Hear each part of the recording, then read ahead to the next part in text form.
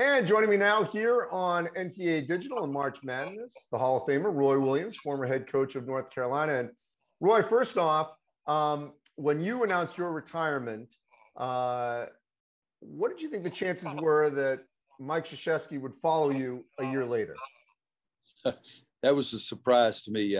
I knew that Michael loved coaching just like I did. And so when I was playing in the charity golf tournament for the Rex Hospitals over in Raleigh, and the guy came out on the 16th hole and said, "Coach, there's a lot of press waiting for you." I said, "For what?" And he said, "Mike just announced that he's retiring." And I said, "Well, that's a surprise." But no, Michael and I exchanged text messages and had a nice talk, and it surprised me a little bit, but at the same time, everybody's got to bow out at some time, but I thought it was the right time for me to do it on April Fool's Day. And so it worked out better for me the way I did it. So you didn't know it was going to be your last times, or maybe you did, but at least the rest of us didn't, when you played the Duke Carolina games last season. He knows this is it. Yep. What does that series mean to you? Well, you're right. I did not know at that time. The loss to Wisconsin in the first round of the NCAA is the first time we'd ever lost a first round game, and that hurt me pretty big. And that's when I'd had the thoughts in my mind that I needed to make a decision early after the season's over that I was 100% in or I was not. And so that's the reason it came quickly. But the Duke North Carolina basketball series to me is the greatest rivalry in college athletics. Now, you can get off easily and say it's the greatest rivalry in college basketball if you want to, but I'm willing to take it a step farther. For me, I think that being 10 miles apart, the success that both programs have had, the proximity does have a lot to do with it. But it's just been a great rivalry for a long, long time. And I always use the same terminology. I felt very flattered to be a very, very small part of it, but I loved it. Didn't have to worry about getting my guys ready to play.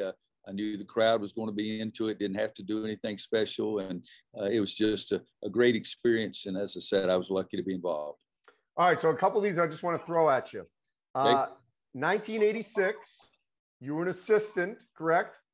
Yes. And that was Coach K's first game at Carolina. Carolina won 95-92. What do you remember? I remember that we won. I don't remember too much of the game, but I do remember that was the first time for Mike. And at that moment, there's no way in Hades that Roy Williams knew what he was going to do over the next 40, 50, 100 years, it seems like. But I just remember my first thing that hit me is that this is a really competitive guy. And I think that that's the thing that jumped out at me immediately. And, it was a tough job coming in at Duke after Bill Foster had done a nice job and the whole bit. And but that the first thought I had was how this is really a competitive guy. And I've continued that feeling the entire time. All right, I'm going to skip ahead. 2004. So you'd already been there a year. Duke wins in overtime. Chris Duhon. This was your first game. You got there 03, so 03-04. This is your first Duke Carolina game in Chapel Hill. What do you remember? That Chris Duhon took it the length of the court, and we had 2 or 3 guys that got out there apron and did the Olay and let him drive right by them kind of thing. So that's what I remember. And I remember the game over at Durham too. And so we had some great battles, but those first 2 weren't very good as far as I was concerned. All right, year later. The year you guys won the national championship in 2005, Sean May had an unbelievable game. You guys win that one. He's a double-double machine. Marvin Williams at the end. What do you remember? Remember Sean, over 20 points, over 20 rebounds, the putback that Marvin Williams had at the end of the game. And the Smith Center was the loudest at that moment of any arena I've ever seen in my life, whether it's Allen Fieldhouse, Rupp Arena, Stillwater for Oklahoma State. That at that moment, that was the loudest I had ever heard a basketball arena be. And what a great win and a great thrill it was for us that day. Yeah, Sean May ended up having 26 and 24. 2007, the bloody game, Tyler Hansbrough. Yeah. An unbelievably vicious game. And I'll use that terminology. I mean, both teams were playing so hard. It was unbelievable. But I did not see the blow, but I knew that I saw Gerald go in there with intent to get the ball or get somebody or whatever. But I love Gerald too. So what I remember is just all of a sudden seeing all the blood all over Tyler Hansbrough. And, we had played really well, and it was a high-level game. All right, this is a sore subject, but 2012, Austin Rivers buzzer beater. Last five, there were 5 marginal plays at the end of the game, the last 2 minutes, and all 5 of those plays went Duke's way. And then Austin made that big shot. But I mean, referee said that we deflected the shot. That was an air ball that went out of bounds, when you can clearly see on the replay we did not. Tyler Zeller getting pushed from behind right in front of a guy who's very dominant in ACC officiating nowadays. No, I don't know. Got a kid, Brian Kersey, about it, because he was pushed from the back and he goes like that and the ball bounces off his hand and goes in for them. But then we missed 2 1-and-1s. So, I mean, there were 5 different opportunities for us to make one play, and we didn't make any of those. And then Austin made a big time shot. And then 2 weeks later, it was totally a different story. And I don't know if you were going to bring that up, so I'll bring it up myself. But 2 weeks later, we have them 48-24 in their own building at halftime, because our guys were really, really focused on that game. All right, 2014 snowstorm. Yep. Got to wait 8 days, and Marcus Page comes back and helps you win that one. Yeah, that was a big time event. It was unusual. I was, in fact, across the concourse here inside watching our swim meet for a few minutes, and somebody came and got me and said, the game's been canceled. I said, what for? And he said, Duke feels like they can't get there. And I didn't have the kind of the feeling that most of our fans have. I mean, Mike felt like it wasn't safe. That's the bottom line.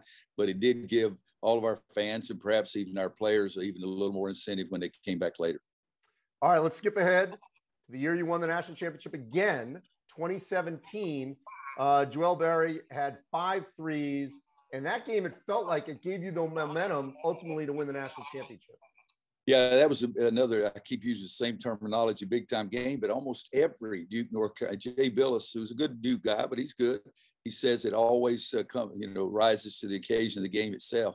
And that was I remember Theo Pinson getting the big dunk at the end of the game and celebrating as Theo can. And but you're right, we needed some good positive moments going down the stretch, and that was good for us.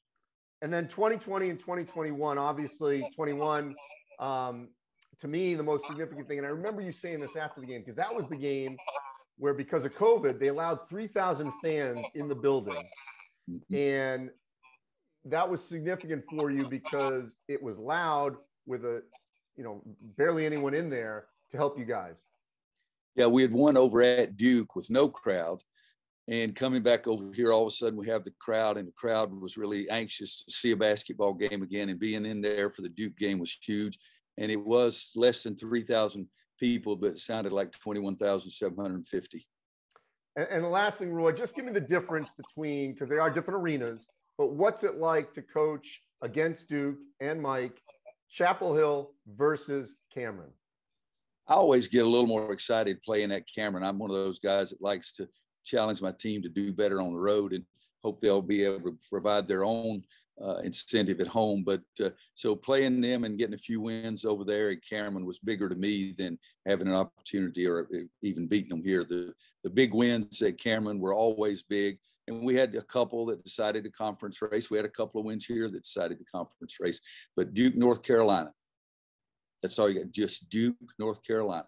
Whether they play at Cameron, whether they play at the Smith Center, Madison Square Garden, the Pit, it makes no difference. Duke, North Carolina. That's all you have to say. Roy, I appreciate your time. We miss you. I'm glad you're doing well. Thank you. Thank you, Andy. Have a great day. And I hope I'm the one smiling at the end of the game. I like Mike, but I hope I'm the one smiling at the end.